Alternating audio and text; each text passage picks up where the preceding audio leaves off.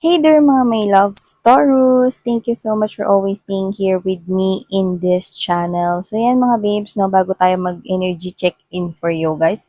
Reminders na meron tayong new channel. Kung hindi mo pa yun knows, ang link ay nasa description box. So ang title, ang channel's name ay All About Taurus. So dedicated yun for Taurians. Pero syempre, welcome rin doon ng mga cross-watchers at saka yung may mga Tauruses in their natal or birth chart. So, yan mga babes, no? Yan. Wala tayong gender dito, of course. And also, this is timeless. LGBTQ, of course, mga may loves, no? Welcome kayo here. Okay.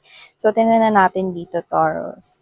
Ano bang mga mensahe for you guys? Ano bang mga bagay na dapat ninyong manos, malaman, mga happenings? Okay. Just take how this resonates because hindi talaga to mag-resonate to each and every Taurus out there. Okay, so let's keep moving. Pwede nyo pagpalit-palitin dito yung roles. You can do that.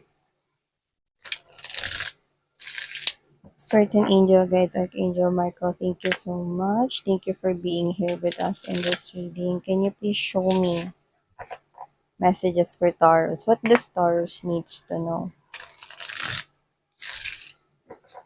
What does Taurus needs to know? Sun, Moon, Rising, Venus, signs, stars, Taurus.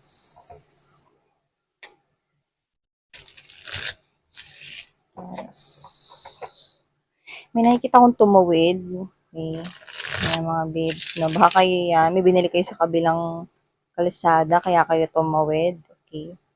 Tingin-tingin sa kaliwat kanan, no?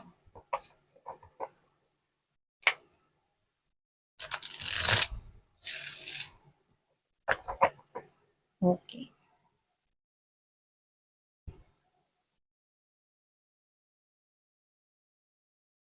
Ilatag natin lahat, mga babes, no? Okay. So, yeah, ingat-ingat, no? Ingat-ingat sa pagtawid sa kalsada. Daming sasakyan.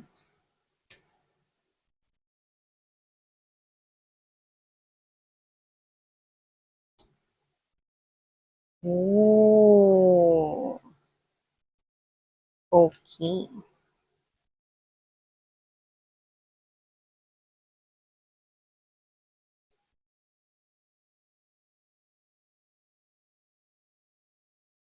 Nakita ko na opportunity sa inyo pagdating sa trabaho, mga babes. Yan.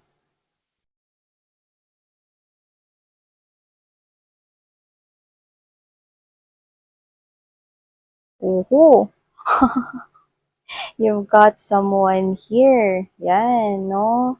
Na ang tanging hiling niya, no? Sana ngayong Pasko ay maalala mo rin daw siya. Yan, no? Kuha ko rito. Sana ngayong Pasko ay maalala mo pa rin ako na ex mo. May singit lang. Ayan, no? So, maaaring kayo ito, no, na literal na pwedeng matagal na kayong wala nitong ex mo na ito, no, Taurus dito, pwedeng matagal na kayong wala, no, pero maaaring yung iba sa inyo, no, lately lang kayo o recently lang kayo as in nakaramdam ng kalayaan. Like literally natanggap mo na, no, na wala na siya sa life mo, nag-move forward ka na sa buhay mo rito, no, at tanggap mo na rin na ikaw ay single pero happy ka. Yan, no.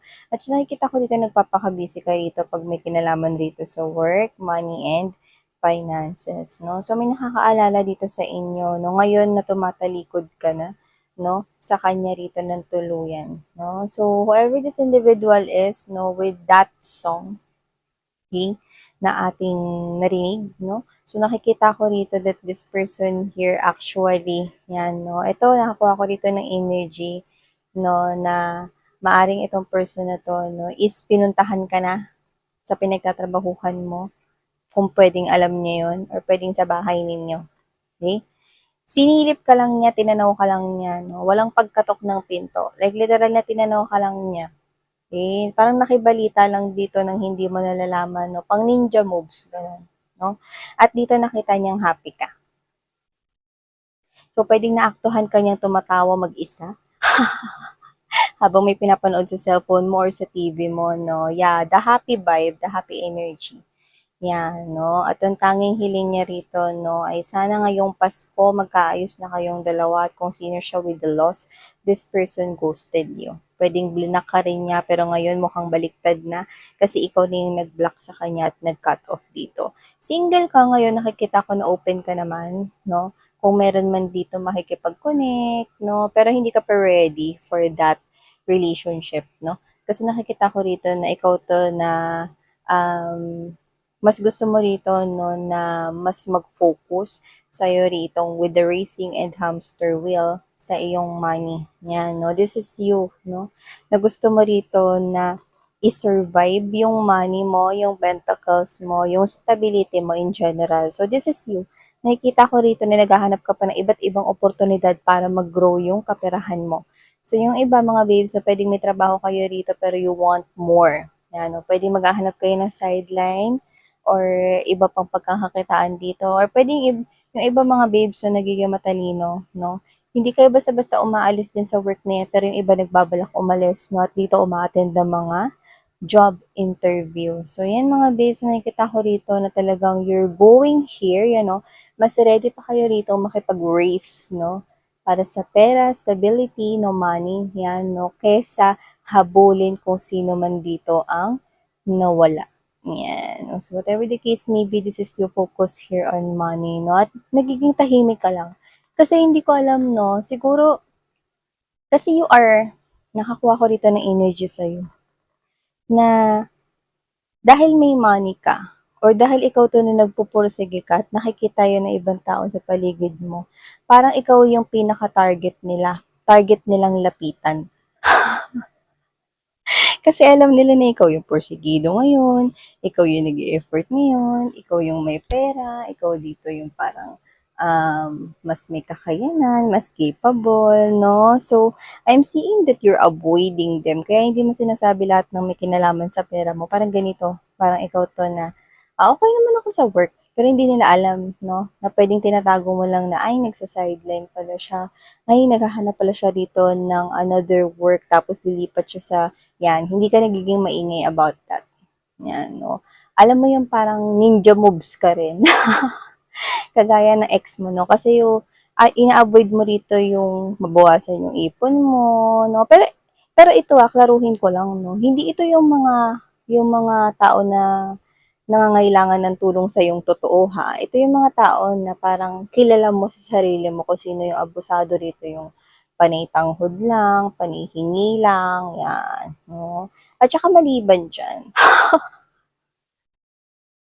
yeah, you're avoiding them, no? You're running away from them. At saka maganda na to mga babes, no? Mayroon ako nakikita rito na nagiging excited ka with the roller coaster right here. This is a new adventure here when it comes to, nakukuha ko dito dalawa. Okay? Stability, money, especially kung lilipat ka ng trabaho. Yan, no? Pwedeng makilala mo na rin dyan mga babes, no? Yung tao rito makaka-jive mo. Pwedeng friend yan kung hindi ka pa nga naghahanap ng love life. At para sa iba, no, nakikita kong pwede yang mauwi, no, sa romantic relationship. Pero dito kasi, no, if this is your reading right here, like, ano muna ako? Pahinga muna ako sa love. Yan, okay na muna ako dito, focus na lang muna ako dito sa work. Pero nakikita ko meron ditong someone significant right here, no, na alam mo yung ano, hindi naman siya yung to the point na maingay, pero this person, magiging special siya sa'yo. Kasi parang iaakayin ka niya sa lahat eh. Parang, uy, tara punta nga tayo dun, no? So, pwedeng literal na gala siya or baka siya ay travel buddy dito, no?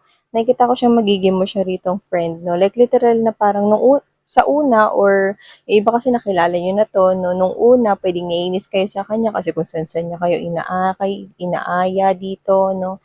Tapos kung ano-anong activities na to, like, that's your first time. Pero after that, nare-realize mo, ay okay rin pala sa feeling. Naku, takot ako dun sa heights, pero nagawa ko yung mapagtagumpayan dahil dito sa mapilit na to. Diba? So whatever the case may be, I think unexpected kung paano kayo unang magkakakilala ng tao na yan. Dumighay ako mga pets. Ano? Excuse me. Yan, no? So yun nga, balik tayo dun, no, na parang unexpected in a way na pwedeng pagsamahin kayo ng boss ninyo sa isang project, no? Like, literal na ganun. Yan, no? To you, it will be somehow unexpected, pero it's meant to be. Yan, no? I'm getting friendship talaga. Sa iba kasi nakikita ko dito na pwede yung magka-inlaban kayo eh. Yan, no? For few of you guys. No? And I'm also getting this kind of energy here, no? Na meron dito na parang konti lang naman. Parang konting pagyanig lang naman ng financial mo. So, parang ikaw to, no, na may darating ditong money. So, hindi ko alam kung sasahod ka ba or pasahod ka pa lang. Nakikita ko na mababawasan yun ng malaki. Pero don't worry because your angels and spirit guides are telling me na babalik din yun sa'yo. Okay? Kumbaga parang meron ganitong biglaang pagkakagastusan. To the point na malaki yung gagastusin mo na yun, pero do not worry daw kasi babalik naman din yun sa'yo. Okay? So, kunwari ganito, yung gastos na hindi inaasahan, for example, yung kailangan talaga ha. For example, no, eto na parang um, kailangan magpalit na kayo ng switches no ng mga ilaw kasi for maintenance ang tagal na palang hindi napapacheck no, and then may nag-notice na parang nag-spark a little bit, no? Yung parang kable, yan, no? Kailangan mo, of course, palitan yun lahat, no? For the safety of the family, para iwas sunog na rin, and syempre, no, protection. So, yan mga babes, no? Isa ang gastos yun, pero huwag kayong mag-alala, no? Para sa safety niyo yun, nakikita ko na may pagbalik ito. Yan, no? Nakuha ko rito ng money na paparating sa'yo. So, pwedeng yan yung makukuha mo sa sideline mo or baka plano mong mag-business dito, no, nakikita ko na mababawi mo yan, no, at higit pa sa gagastusin mo. Yan, no. Doesn't have to be na, in example pa lang yun mga babes, no. Yung parang kailangan mo talagang gastusin itong pera na to, no, pero mapupunta sa may kabuluhan. Yan, if you know what I mean. So, I'm also getting this kind of energy right here as well, no, na kung sino man to ex mo na to, okay, actually, iniisip niya ngayon sa kanyang thoughts kung pwede kayong maging friends. Whatever the case may be, bala kayo dyan. I'm getting that strongly kaya minention ko. Kasi kapag ito, puro man-man lang siya sa'yo eh. Puro tingin-tingin lang siya sa'yo rito, no? Puro siya panonood sa'yo. Pero nakakakuha tayo dito ng strong message na dinalaw ka na nito sa bahay nyo or sa trabaho ninyo. Pero tamang tanaw lang sa bintana or sa di kalayuan. Kung sakali man na magme-message ito sa'yo, pwede mo nang i-look forward at i-expect na ang hihirit niya sa'yo rito ay kung pwede ba kayong maging friends. Yan. Para hindi ka na magulat. Okay, so itong nakukuha ko for you, Taurus. So, thank you so much mga babes, no? Sana ngayon love and light. I know.